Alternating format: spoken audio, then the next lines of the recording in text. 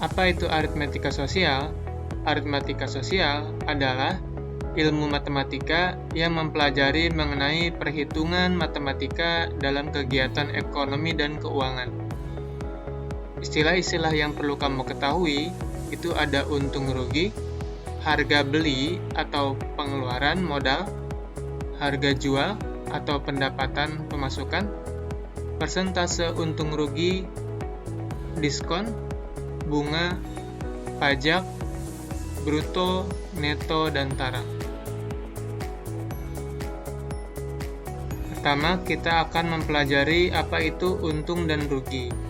Pak Budi memiliki uang 4 juta rupiah sebagai modal usaha bajunya. Uang yang ia punya dibelikan pakaian yang nantinya akan dijual kembali. Uang yang dikeluarkan tersebut disebut HB atau harga beli.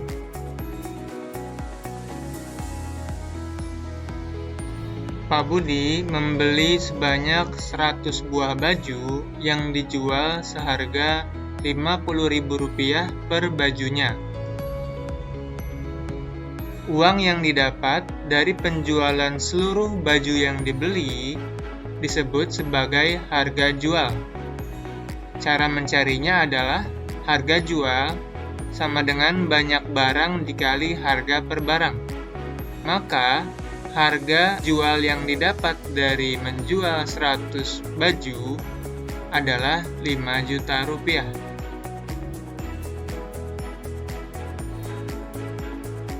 Untuk melihat apakah usaha Pak Budi untung atau rugi, itu perlu dihitung terlebih dahulu.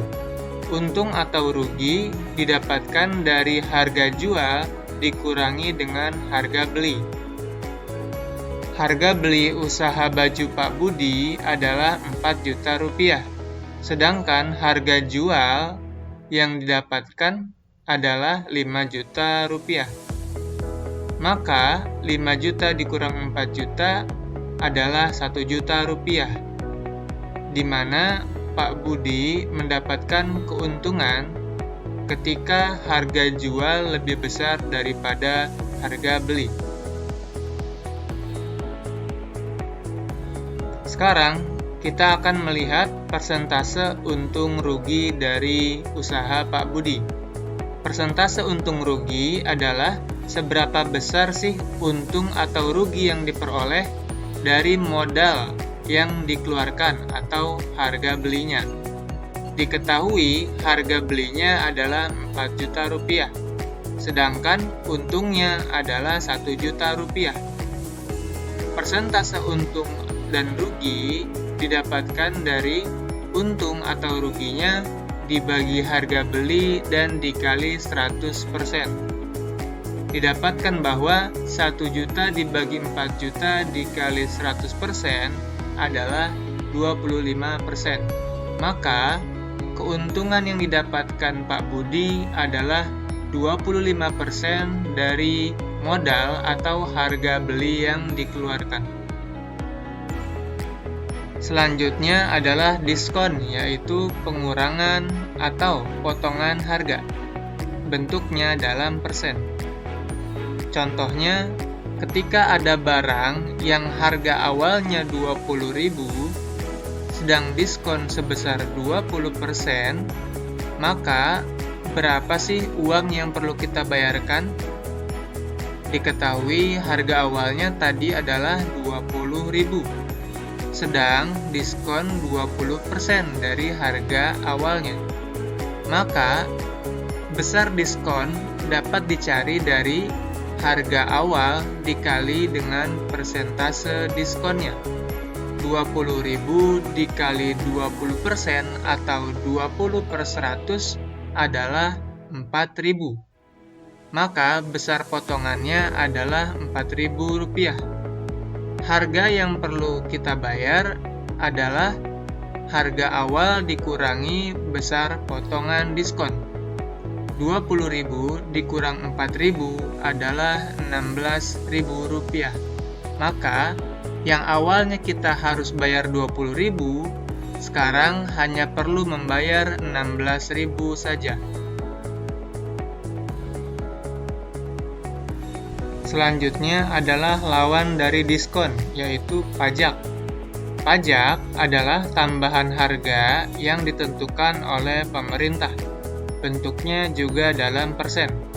Contohnya, Pak Budi membeli barang yang harganya itu 500.000, tapi kena pajak PPN atau pertambahan nilai sebesar 10%. Berapakah yang perlu dibayar? Diketahui harga awalnya adalah 500.000. Besar pajak itu 10% atau 10/100. Besar pajaknya dapat dicari dengan mengalihkan harga awal dengan persentase pajaknya. 500.000 dikali 10/100 adalah Rp50.000. Maka harga akhir yang perlu Pak Budi bayar adalah Rp550.000 dari harga awal ditambah besar pajaknya. Selanjutnya kita akan mempelajari mengenai bunga bank. Agar lebih mudah, maka simaklah simulasi di bawah ini. Ada orang yang ingin menyimpan uangnya ke bank, dan juga ada orang yang ingin meminjam uang di bank. Peminjam akan mengembalikan uang dengan jumlah yang lebih banyak ke bank.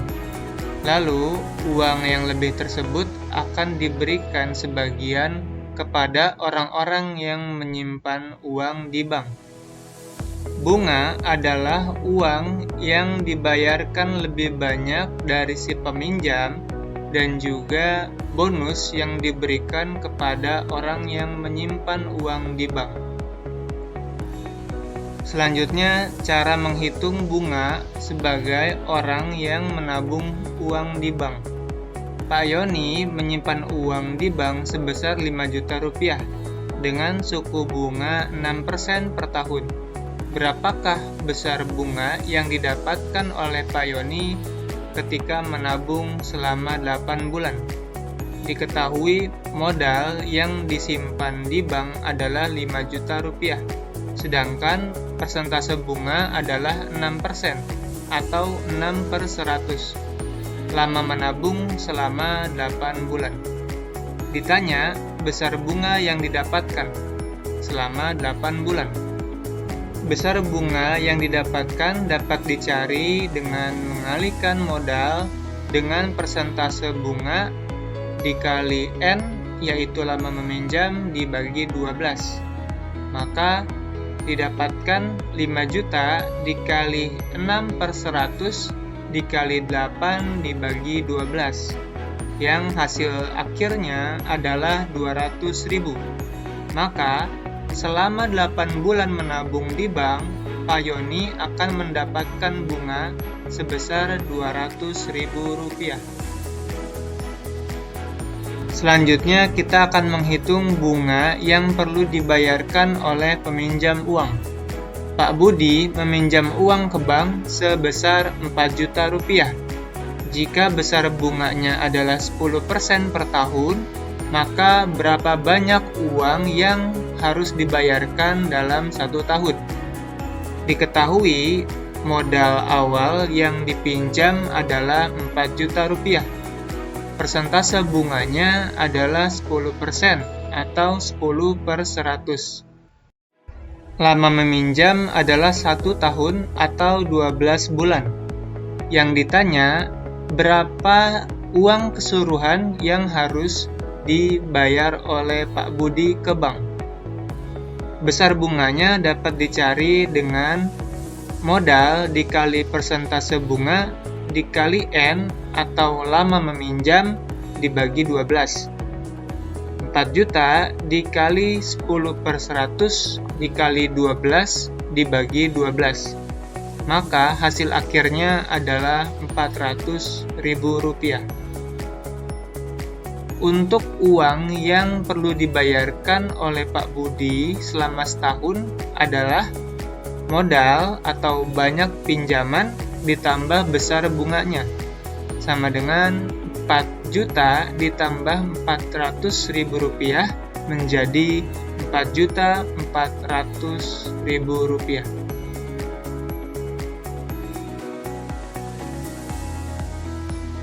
Selanjutnya, ketika kita meminjam uang di bank, maka kita perlu membayar sejumlah uang yang kita pinjam ditambah dengan bunganya. Pembayaran dilakukan secara sedikit demi sedikit dalam jangka waktu tertentu.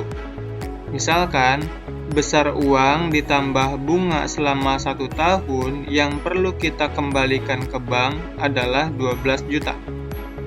Bank memberikan kita waktu 12 kali mencicil dalam 1 tahun. Maka, agar lunas, setiap bulannya kita perlu membayar sebesar 1 juta rupiah.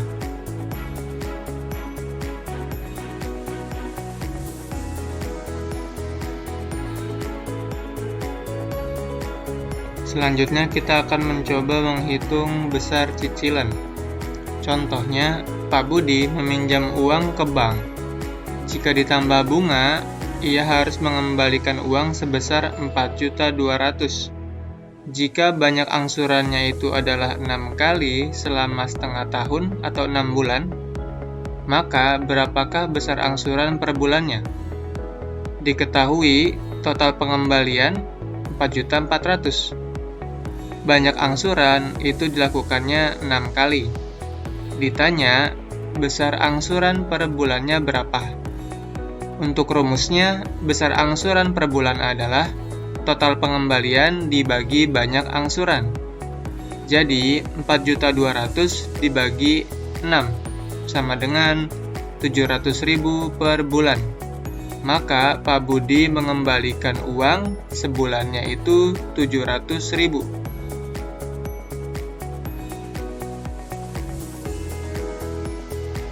Selanjutnya kita akan mempelajari mengenai bruto, neto, dan tara. Istilah-istilah ini berkaitan dengan berat produk atau barang. Contoh, ada snack keripik kentang. Berat dari keripik kentangnya tanpa berat si pembungkusnya disebut sebagai neto.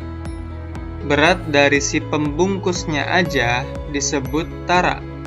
Sedangkan berat si keripik ditambah pembungkus disebut bruto. Jika berat neto 45 gram, tara 5 gram, maka mencari berat bruto tinggal neto ditambah tara. 45 ditambah 5 jadi brutonya 50 gram.